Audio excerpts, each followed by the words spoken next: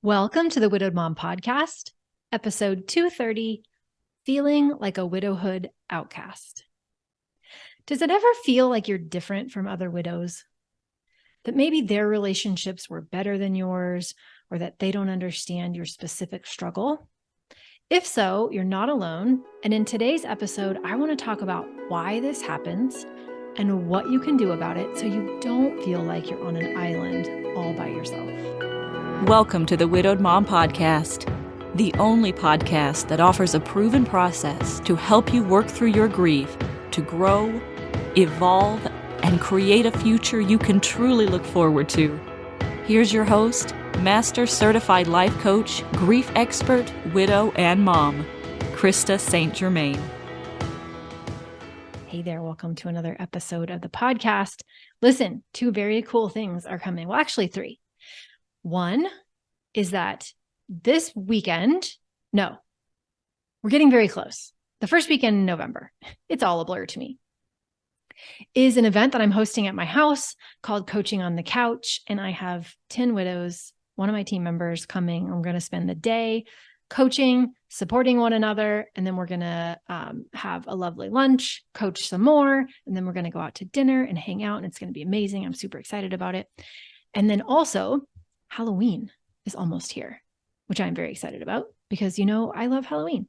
And this year, again, we figured out how to broadcast our door camera, our Nest camera up on a screen inside the house so we can see all the little trick-or-treaters come up to the house before they get there, which is really fun because they say a lot of things about the decorations that they wouldn't say when you actually open the door. So I'm excited for that too.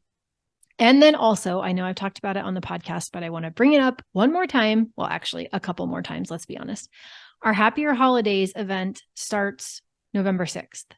So if you haven't registered for it, don't wait. Go ahead and get registered. coachingwithkrista.com/free holiday event. Super easy to do, 3 days, 30 minutes a day. We're recording all of it. You can totally catch the replays. I'm going to give you 3 tools that will help make your holidays easier. Not easy, but easier. Because holidays for widowed moms, typically not easy, but we can make them easier. And I want to invite you to that. So you can do either the free version or you can upgrade and give yourself the treat of the VIP version, whichever one you do, totally amazing. But definitely go get registered, coachingwithkrista.com/free holiday event, because the holidays are practically upon us. So, okay, let's talk about feeling like a widowhood outcast, if I can say it correctly. The reason that I want to talk about this is because it came up in Mom Goes On recently, which Mom Goes On is my paid 6-month program. We go very deep in there and people are very honest. And one of our Mom Goes On members was just really honest about how she was so happy that someone else had posted something about her relationship with her late husband that made her feel better, because she had been thinking that because her relationship was, in her words, troubled, challenging, that other people couldn't relate and that she was alone in that. And so I want to just debunk that. First of all, I want to debunk the myth that there is such a thing as a perfect relationship, because I just don't believe it's true. And then also I want to talk about what's going on in our brain that makes us feel like we're outcasts, so that you know what to do about it and you don't have to feel like you're on an island all by yourself. So the first thing I want you to understand is that our brain has a built-in negativity bias. And for our survival, this is a good thing, right? Our brain is constantly on the lookout for threats and dangers and anything that would hurt us and kill us. And in the modern times that we live in, there aren't that many dangers and threats that could really kill us, right? There used to be a time where it was literally dangerous to walk outside of the cave that we lived in, right? There really were animals trying to kill us. It really was a much more dangerous place to be than it is now. Now it's not so dangerous. But because that negativity bias in our brain didn't change, our brain is still looking for all the dangers. And now the dangers can translate into social threats, right? Emails, people rejecting us, people judging us. Those all feel like threats to our survival, to that part of our brain that is old and predisposed to focus on the negative. It's a good thing that that part of our brain exists. We actually want that part of our brain to be there because we don't want it to give equal weight to the amazing things. We really do want it to pay attention to things that keep us alive. But knowing that that's how our brain works is powerful, right? We want to be able to go, okay, am I actually in danger? I know it feels like my brain is hyper focusing on something here, but am I actually in danger, right? Does this perceived threat translate into an actual threat? And where is it showing up in my life? Because sometimes it can be subtle, as in the case of feeling like an outcast as a widow, feeling like you are different than the others. It doesn't seem like a big threat. It's subtle, but yet there it is. And we are living in a world where very few actual conversations, human to human conversations happen, right? Most of the information that we get about the people in our lives and how they're doing, or other widows and how they're doing, comes from social media. And guess what people are posting on social media? Guess what they're not posting on social media, right? They're posting the nice things. They're curating the narrative and what they want us to see, but they're not posting, oh, by the way, my relationship was abusive. Oh, by the way, there was an alcohol situation happening in my house. Oh, by the way, there was mental illness. Now, that's not a complete blanket statement. There are some people that do post that, but for the most part, what we see in social media is highlight reels. We see what people want us to see, not what's really going on behind the scenes.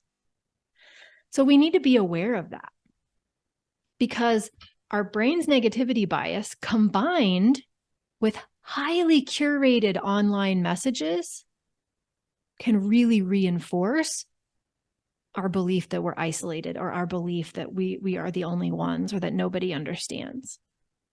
So we got to be aware of that, because it's inaccurate and it's not helpful.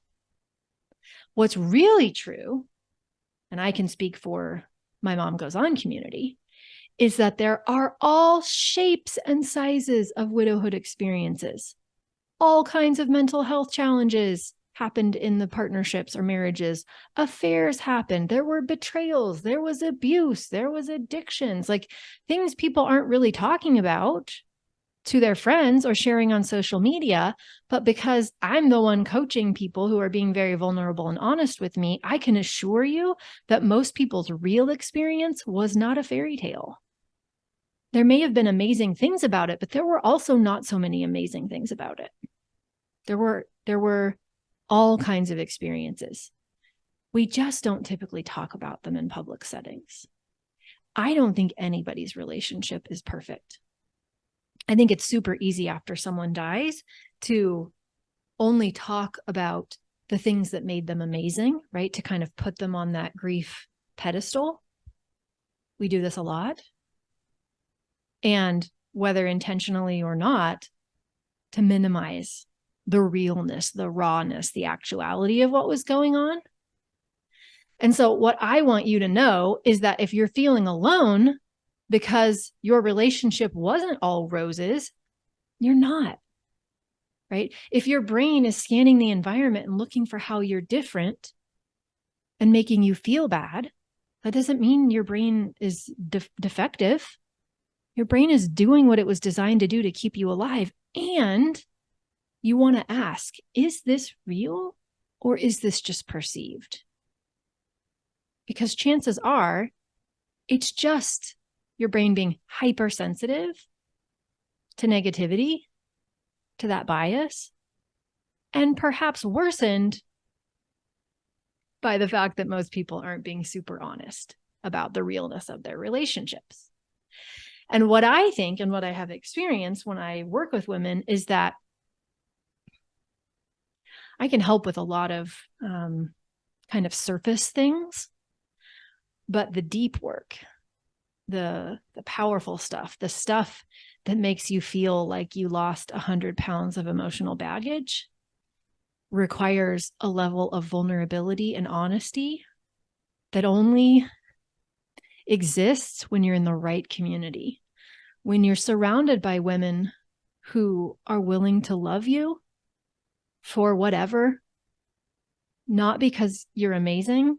I mean, of course you are amazing, but accepting that you are amazing and also you are flawed because we're human and that's the way of it, gives you the ability to talk about what was real for you, what was actually going on in your relationship. That thing that you've been shaming yourself for can come to the light. And because it can come to the light, then we can unshame it. And that only happens when you believe that it's not just you. So, of course, my hope is always that you're going to come to Mom Goes On, because that's where I do what I do. And I know it to be an incredibly welcoming environment, incredibly welcoming. And also, if you don't do that and you do want help, you're going to need to find a community that doesn't try to make it all roses, that doesn't expect you to be perfect, and that is a place where you can feel comfortable being vulnerable and talking about what was actually going on so that you can unshame it and you can let go of that emotional weight that you're carrying around. So we love our brain. We love them.